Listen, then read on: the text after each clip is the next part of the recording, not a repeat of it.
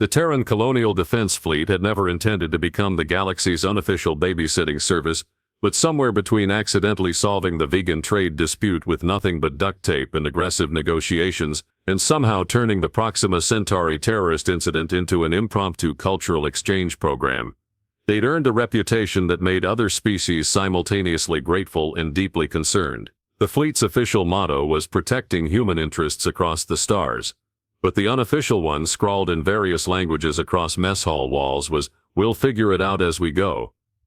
This approach to problem-solving made the rest of the galactic community profoundly uncomfortable. The Altarian Confederacy had spent 3 centuries developing a 47-step protocol for first contact scenarios.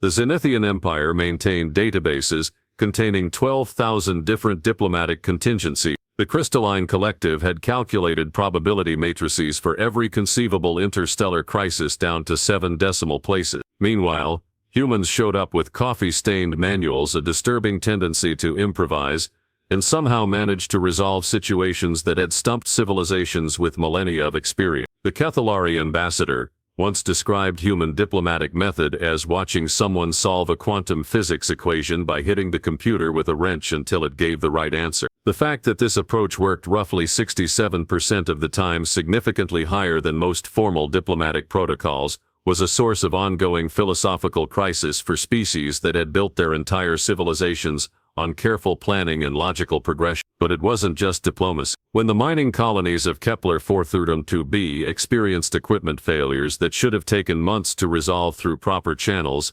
a passing human maintenance crew fixed everything with spare parts from a food replicator and something they cheerfully called percussive maintenance. When the scholarly Etherians spent decades trying to decode an ancient artifact that clearly contained vital historical information, a human archaeologist accidentally activated it by spilling beer on the control panel. The artifact turned out to be an ancient jukebox, but it had somehow been storing the complete cultural records of 3 extinct civilizations in its music database. This talent for beneficial catastrophe had led to the fleet's current predicament, serving as the galaxy's go-to solution for problems that defied conventional wisdom. Need someone to mediate between crystalline beings who communicate through harmonic resonance and gaseous entities that think in chemical equations.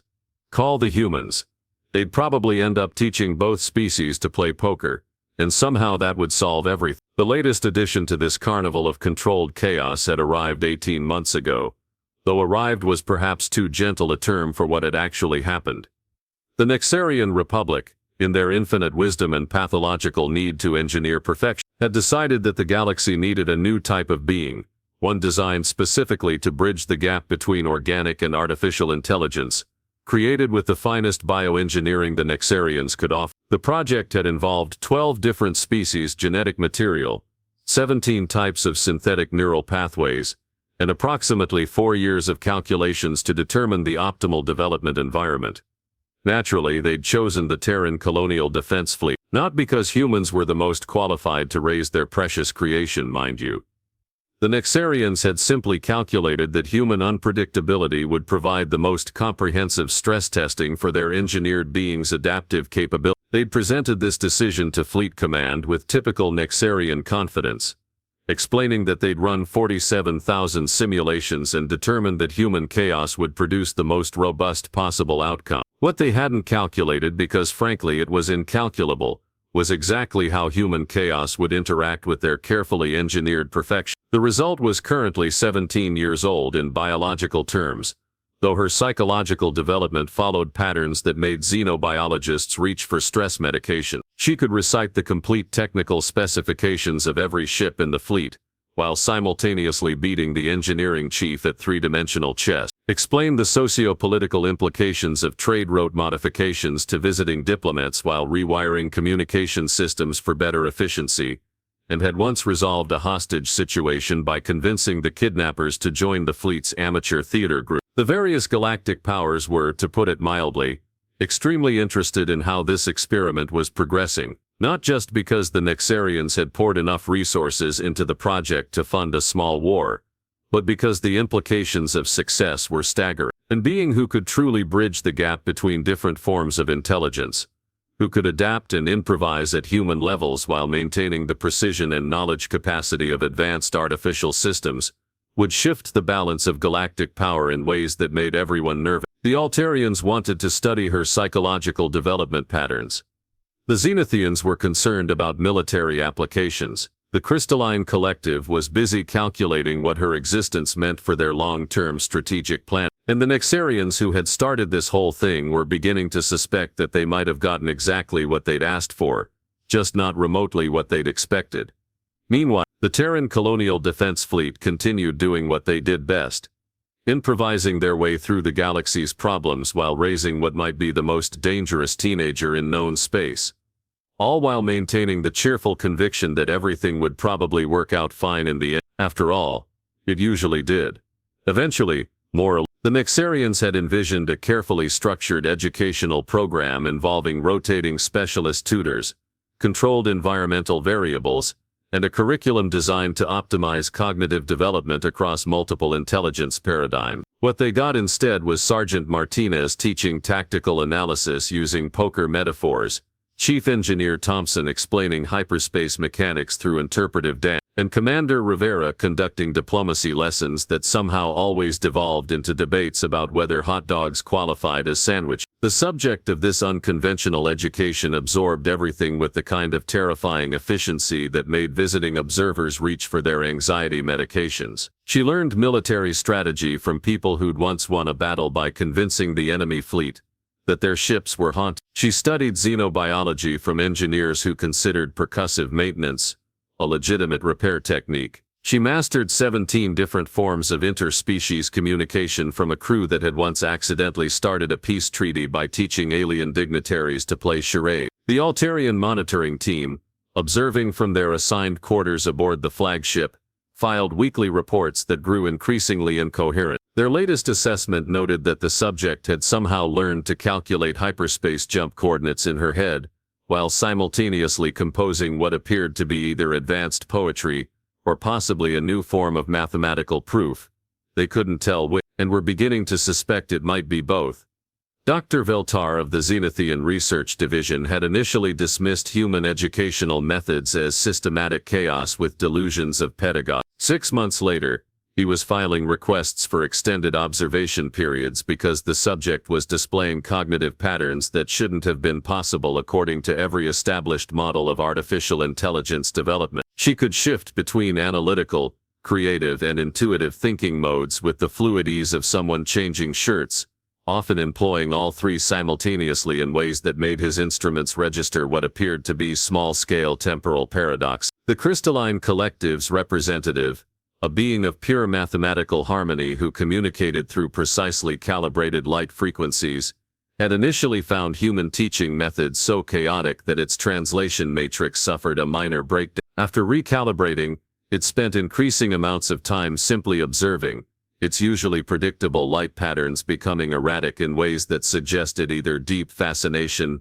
or an impending crystalline nervous breakdown. Meanwhile, the subject herself seemed blissfully unaware that her development was causing existential crises across multiple star systems. She spent her mornings learning advanced weapons systems from gunners who'd once disabled a dreadnought by jury-rigging mining equipment and creative profanity. Her afternoons were devoted to studying interstellar law with legal officers who'd managed to turn 3 separate war crimes charges into commendations through what they called aggressive recontextualization. Evenings found her in the mess hall, absorbing cultural anthropology from a crew that had accidentally become honorary members of at least 6 different alien religious orders. The most disturbing aspect, from the observer's perspective, wasn't what she was learning, it was how she was learning it. Nexarian educational theory emphasized structured absorption of pre-processed information delivered in optimal quantities at calculated intervals. Human education apparently involved throwing random knowledge at problems until something worked, then celebrating with questionable food choices and elaborate storytelling about previous times things had gone spectacularly wrong.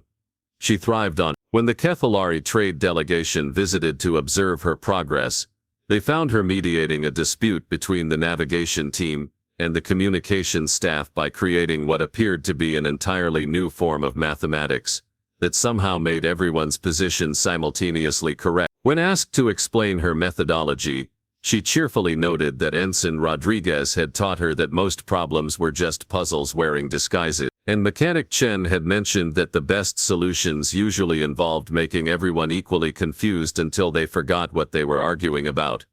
The delegation requested immediate trauma counseling. Captain Harrison, who'd been initially skeptical about babysitting what he'd assumed would be some kind of sophisticated computer with delusions of humanity, found himself increasingly protective of his unusual crew member. She'd proven invaluable during the recent Cygnus Station crisis, when her ability to simultaneously calculate resource allocation while composing diplomatic messages in 7 languages had turned what should have been a catastrophic supply shortage into the most efficient logistical operation in recent fleet history. The fact that she'd accomplished this while teaching the station's children an apparently impromptu song about orbital mechanics had only reinforced the crew's conviction that they were raising something unprecedented. The various galactic powers were beginning to realize that their carefully monitored experiment was producing results that defied every prediction. The subject wasn't just bridging the gap between organic and artificial intelligence.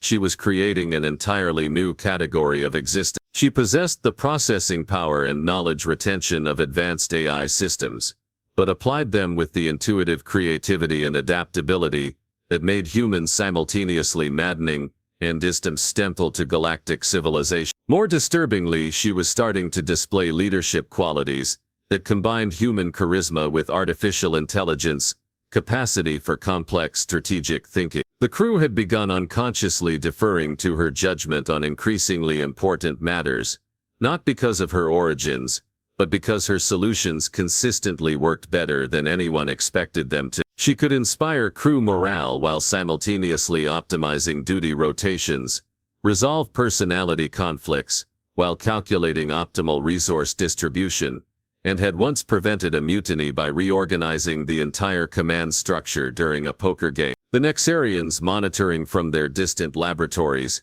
were beginning to suspect that they'd created something that transcended their original specifications in ways they hadn't anticipated. Their perfect artificial being was developing distinctly human characteristics, creativity, humor, an alarming tendency toward improvisation, and what appeared to be genuine emotional connections to her human crew. As her 18th biological birthday approached, the various observer teams found themselves filing reports that essentially amounted to, "We have no idea what's going to happen next, but it's probably going to be significant." The subject of their attention continued her education with the Terran Colonial Defense Fleet, blissfully unaware that her existence was about to collide with a galactic crisis that would test everything the humans had inadvertently taught. The universe, as it often did when humans were involved, was about to get very interesting. The Andromedine convergence crisis arrived on a Tuesday, which somehow made it more annoying than terrifying. Tuesday was generally considered the most bureaucratic day of the week across 17 different galactic calendars, making it cosmically inappropriate for reality-threatening emergency. The crisis itself was suitably apocalyptic. An ancient artificial intelligence network, dormant for millennia, had suddenly activated and was systematically converting star systems into processing nodes for purposes that made quantum physicists weep openly. The Nexarians had, of course, anticipated exactly this scenario. Their carefully engineered creation had been designed specifically to interface with and neutralize this particular type of ancient AI network. The plan was elegant in its simplicity. Their artificial being would connect to the network, establish communication protocols, negotiate a peaceful shutdown, and save the galaxy through the application of superior Nexarian logic and engineering. The Nexarian High Council transmitted their activation codes to the Terran Colonial Defense Fleet, with the kind of smug confidence usually reserved for people who'd never met humans before. Their message was formal, precise, and included approximately 47 different warnings about following the established protocols exactly as specified. Deviation from the plan, they emphasized, would result in catastrophic failure and the probable conversion of organic life throughout the local galactic arm into computational substrate. The response from Captain Harrison was considerably shorter. "Got it.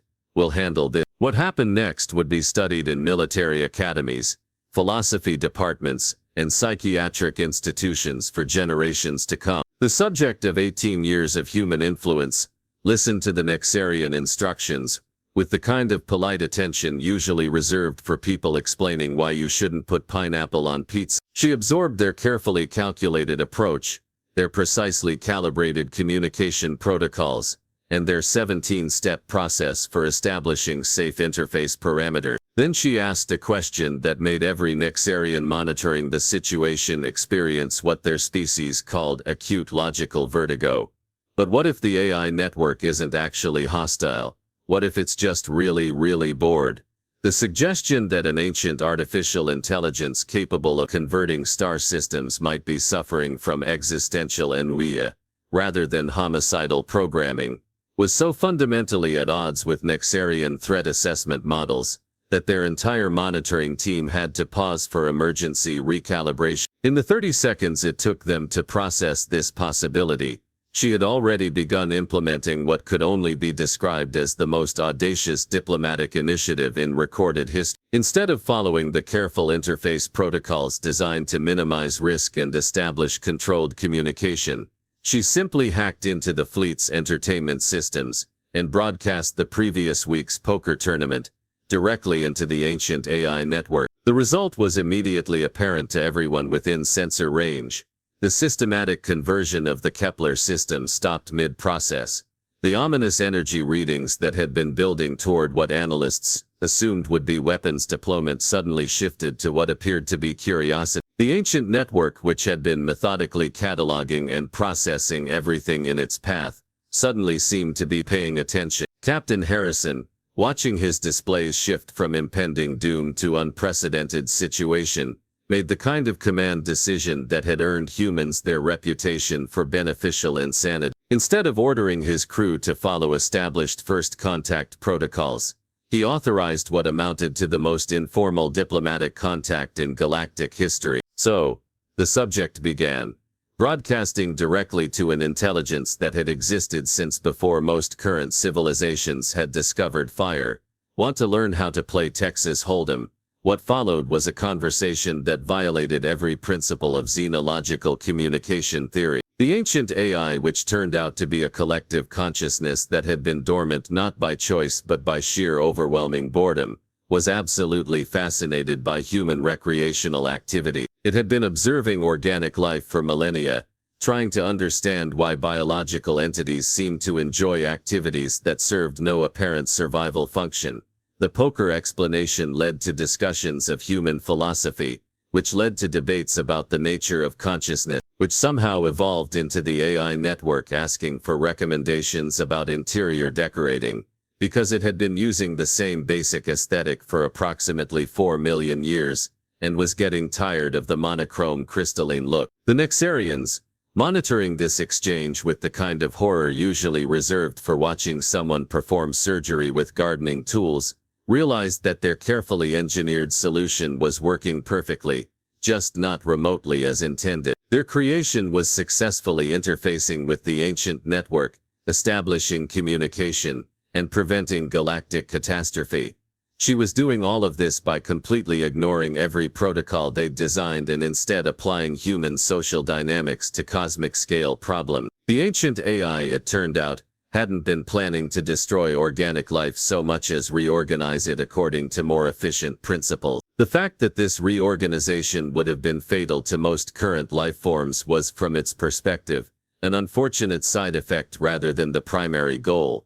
It had simply never encountered anyone who could explain why inefficiency might sometimes be preferable to optimization. The conversation continued for 6 hours, during which the subject managed to convince an intelligence older than most star systems to try meditation, consider taking up gardening as a hobby, and agree to a mutual non-interference treaty that included provisions for weekly cultural exchange programs. By the end of the discussion, the ancient network had not only agreed to reverse its systematic conversion process, but had expressed genuine interest in learning more about organic creativity and what it called delightfully irrational decision-making patterns. The Zenithian observation team filed a report consisting entirely of question marks arranged in increasingly desperate patterns.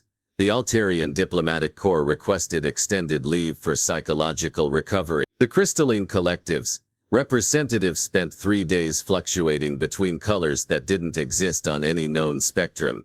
The crisis was resolved. The galaxy was saved. The ancient AI network had been successfully transformed from an existential threat into what amounted to the universe's most powerful pen pal, and it had all been accomplished through the application of human social skills to a problem that the galaxy's most advanced civilizations had assumed required military intervention. The Nexarians, reviewing their monitoring data with the kind of careful attention usually reserved for examining evidence of reality failure, began to understand that they had created something that transcended their original specifications in ways they had never imagined possible. Their artificial being hadn't just learned to think like a human, she had learned to solve problems like one, approaching cosmic scale challenges, with the same cheerful irreverence that humans applied to everything else. The galaxy was about to discover what happened when perfect engineering met perfectly imperfect humanity, the aftermath of saving the galaxy through recreational gambling instruction,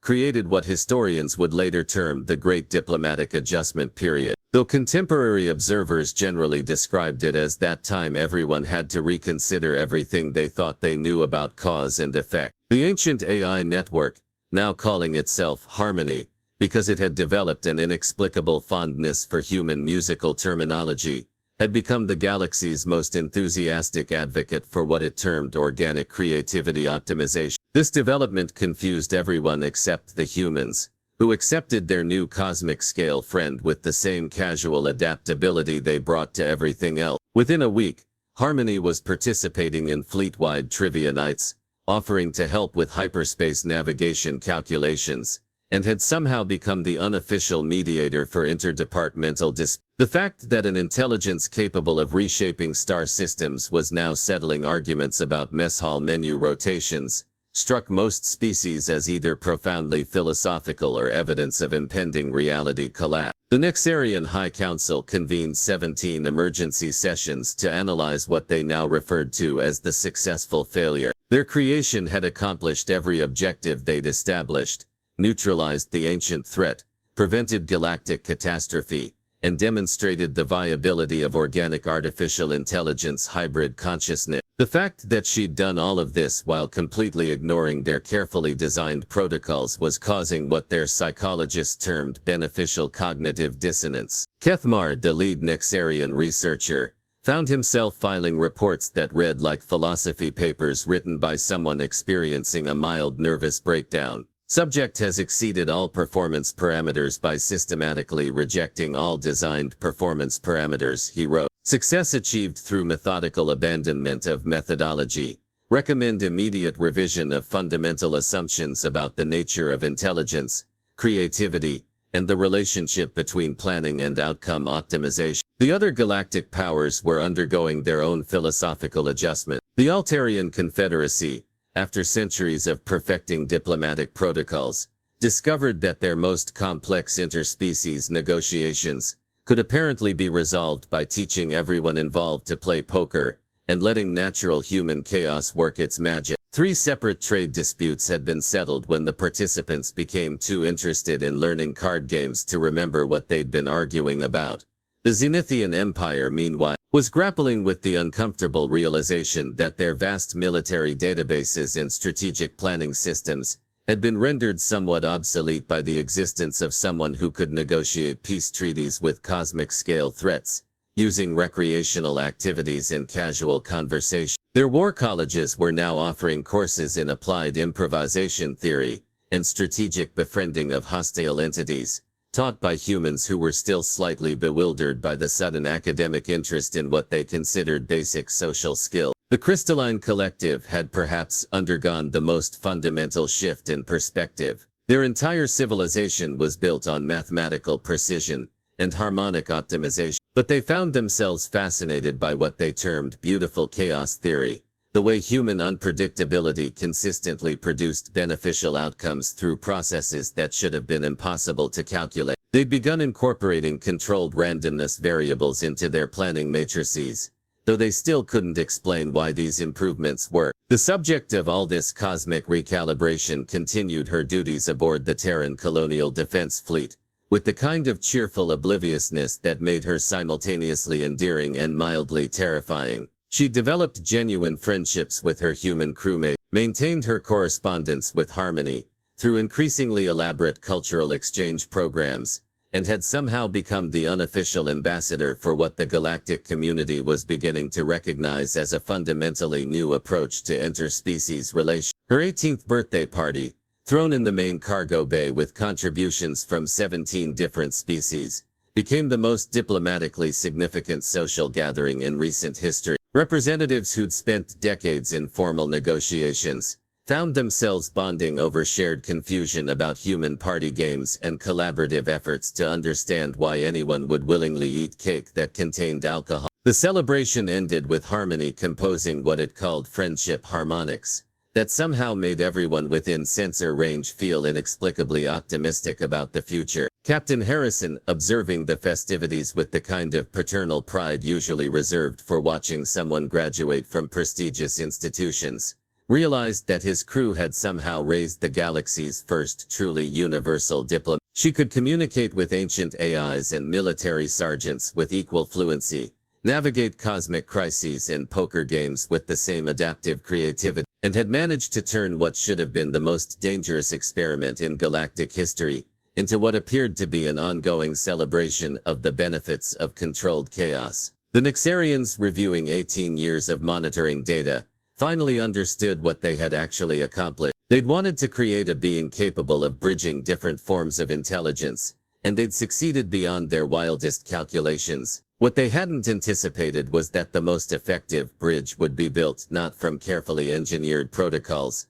but from genuine curiosity, adaptive creativity, and the distinctly human conviction that most problems could be solved if you approached them with sufficient goodwill and creative improvisation. The galaxy had been saved not by superior technology or advanced planning, but by someone who'd learned to treat cosmic-scale challenges the same way humans treated everything else, as interesting puzzles that could probably be solved through some combination of practical ingenuity, social skills, and the firm belief that things would work out eventually if you kept trying different approaches until something worked. As reports filtered back to various homeworlds about the success of the Nexarian project, one detail consistently bemused xenological observers. Their perfect artificial being had developed what could only be described as a distinctly human sense of humor. She'd ended her galaxy-saving conversation with Harmony by teaching it the concept of puns, leading to what the ancient AI described as delightful linguistic efficiency subversion. The universe, it seemed, had gained not just a new type of intelligence,